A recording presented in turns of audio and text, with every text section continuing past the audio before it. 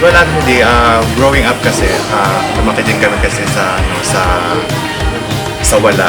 So, then I went to try going abroad. Tapos, every time na umuwi ko ako kasi parang, gusto kong i-treat yung family ko. And then, pumupunta kami sa isang lugar na kailangan magsama-sama kami, which is yun nga, gusto ko yung private na yung magkakaroon kami ng time to each other.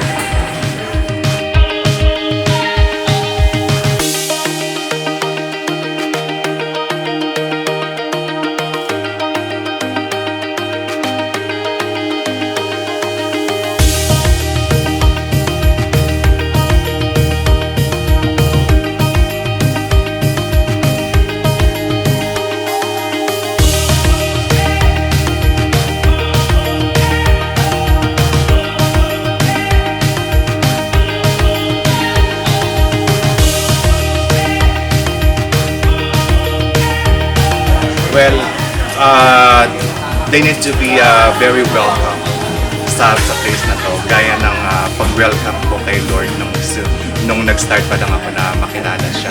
So, kaya nga yun yung talaga yung nag-inspiration ko. Kapag everything is aligned actually nung tinayo ko to. So, talagang pinrepare ko actually yung lahat ng plans. Pero kung hindi talaga will the Lord yung mga plans mo, hindi naman matutupad. Ever since I came from, hospitality, I came from a service job in Dubai. So gusto ko talaga yung very welcoming at saka maramdaman nila yung welcome dito sa lugar na to.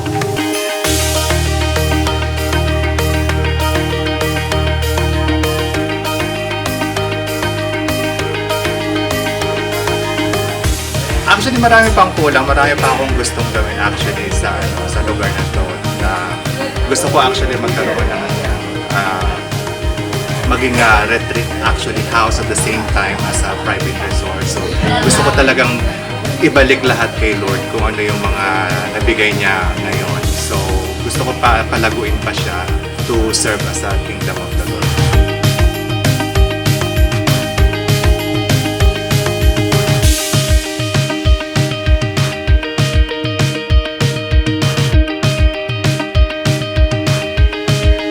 Well, the concept of the name of this resort is that's why JM, so which is came from my name, John Masilang, and then Paradise kasi parang every time kasi na nandito ako, parang lang ako nasa paraiso na parang nawawala lahat ng problema ko, nawawala lahat ng mga worries, mga stress.